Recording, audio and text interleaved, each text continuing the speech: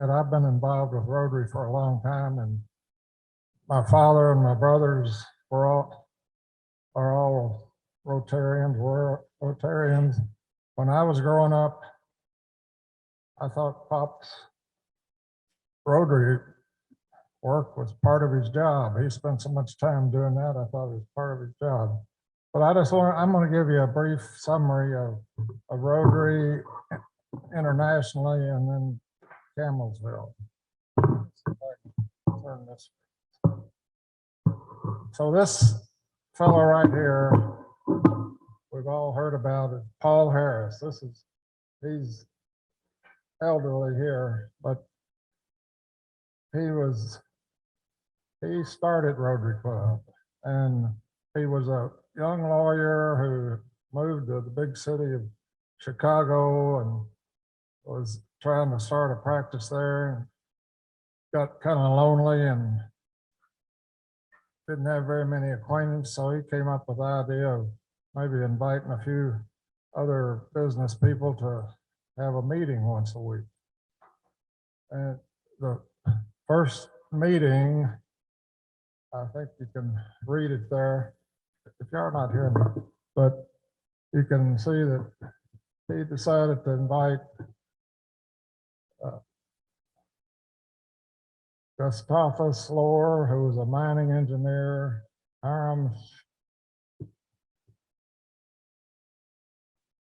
and Hiram Shorey, Merchant Taylor, and then Sylvester Shealy. Dr. Shealy used to say he was kin to him, but I think his name is spelled differently. And so they met at the Unity Building in Chicago and just had lunch and then talked about their businesses and what was going on. And so they started doing that once a week, and they would rotate around to different areas. Whichever guy was going to be in charge, they'd rotate to his location. And that's where the name Rotary came from, because they were rotating business places. And that was the actual Rotary Club of Chicago was started in 1905. And since then, it's expanded tremendously. I wanted to, let's see, as you can see, by 1979, Rotary had 18,000 clubs. Louisville had the first Rotary Club in Kentucky, and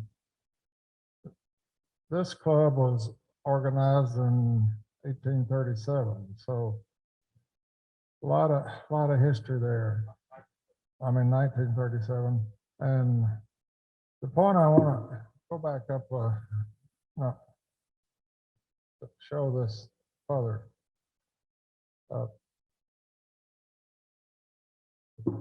Rotary, the thing about Rotary Club that's different than most other clubs and organizations is that we say it has no boundaries. Rotary has no boundaries. There's no government control, no politics involved, no religious control. And because it's kind of has no boundaries, it's been able to spread throughout the world. And as you can see here, by 1979, they had 18,000 clubs with over 843,000 members in 152 countries.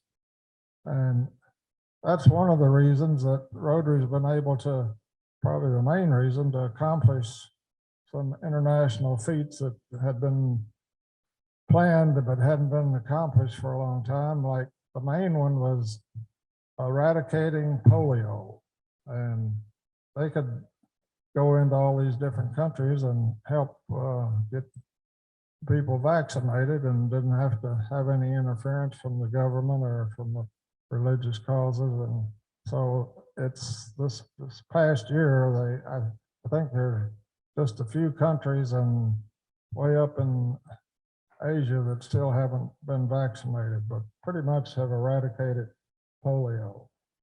Guess we may have to do the same thing for COVID, the way things are going. Okay, next slide.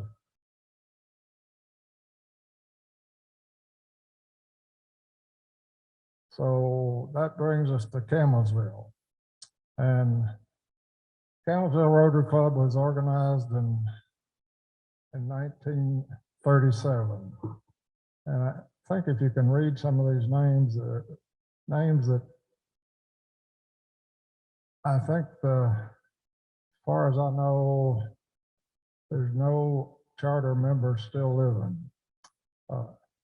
Here's the charter members, some familiar names, Chandler, Hall, Dr. Hall, Purcell, Rooker, and Eugene B. Shively. That's Eugene's father, Dr. Shively. And that was their original membership, and they were chartered in 1937. Next, let's see. Yeah, right. A lot of the, I had somewhere, I've got a picture of the original group, and but this was when we celebrated our 50th anniversary. This was the membership of the Rotary Club back then. And I think we had probably about 30 on the books, but we had a big celebration, and those were the ones that were present. Okay, next. And at that time, we made T.G. Layton, but he was the only living charter member when I first came and joined the Rotary Club. And he was the first Paul Harris Fellow. So he was awarded the Paul Harris Fellowship. And this would have been it was at the Rotary International convention, well, not the international, but at Elizabethtown was celebrating their 75th anniversary, and they invited, and the international president was there, and he presented the Paul Harris Fellow to T.G. Layton. Next. And we had a few familiar faces there that were Rotarians, and had a big crowd. That young lady sitting on the front, I'm not sure who that is,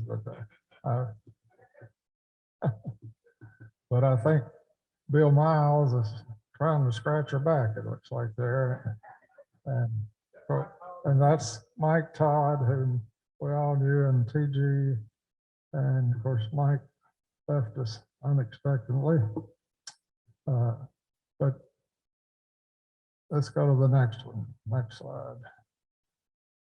As I said, the Ewings have been Rotarians for forever, as far as I know. But we were all at the meeting at Elizabethtown when they were celebrating their 50th anniversary. And that's my brother Jack on the left, and he was the county agent over in Litchfield for 40 years, but he was a member in Litchfield, and he was president, and he was also secretary treasurer.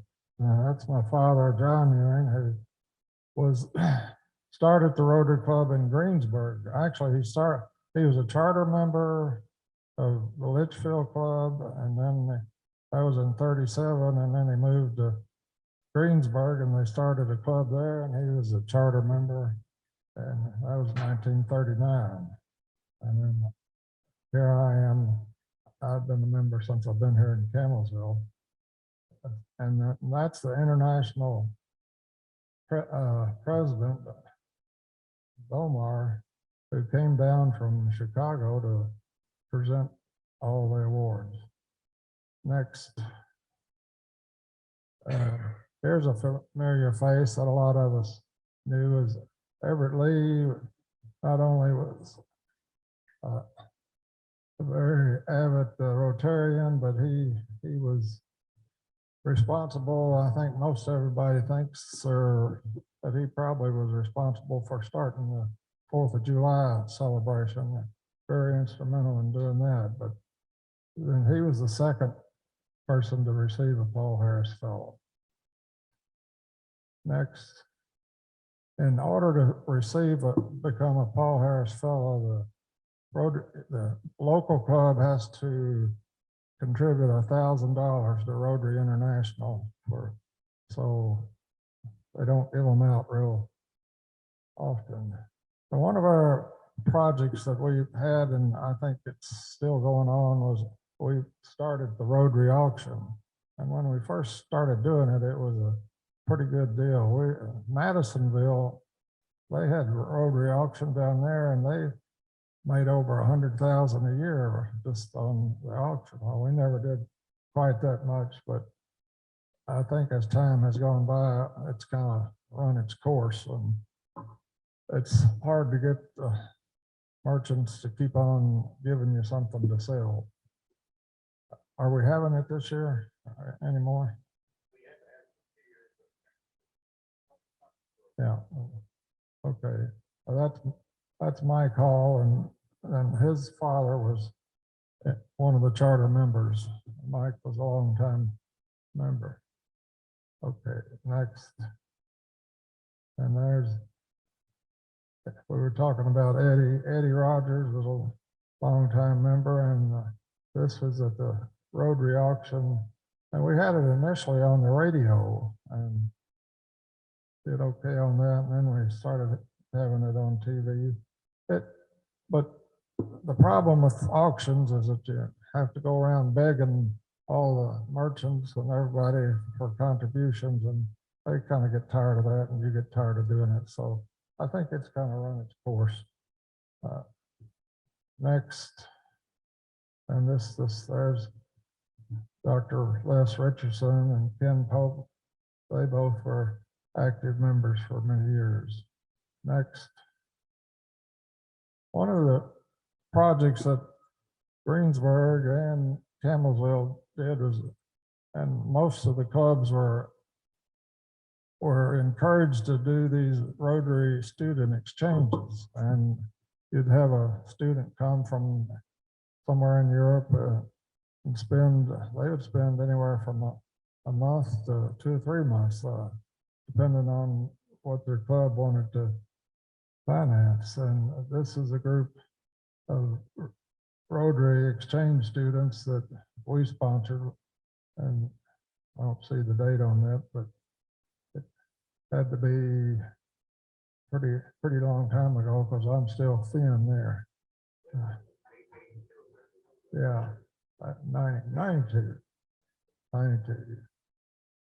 But that was we always, like I said, when I was growing up on the farm in Greene County, we had a exchange student just about every year for most of the summer, and they would, come. They were like part of the family. We taught the guys how to cut tobacco and bale hay and do all the farm chores.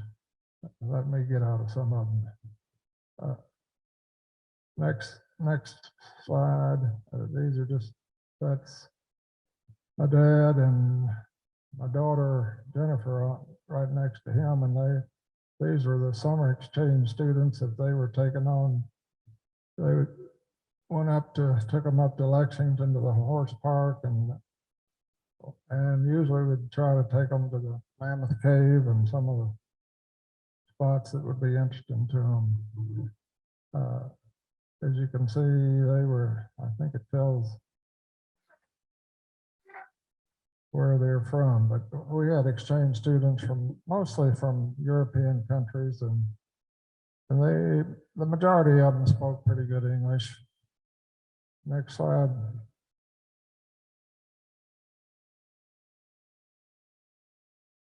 This is just another shot of the Ewings as Rotarians. That's my son Jimmy and And Dr. Watkins, when they first came to town, they trained together at U of L at the same time, and that's, we were welcoming them. And then the lower picture shows the old man in the middle, the shortest one. That was my grandfather, Pappy, and he was a farmer out near Prospect up in Jefferson County, and then had 3 sons. And my dad was a Rotarian, and he started the club in Litchfield and Greensburg. And then Dan, next to him, he had to work for Alamite Oil Company, and he was president of the Louisville Rotary Club for a couple of terms. And then Uncle Jim he lived in Henderson, and he was the president and also secretary for many years. So my grandfather had been working on the farm all those years and had never had time to go to the Rotary Club, and they finally got together, and he became a member of the Louisville Rotary Club, and he was the only farmer they ever had in the Louisville Rotary Club. And this is getting off of Rotary a little bit, but back in those days, I would have been like in the 30s and 40s, and even before and afterwards.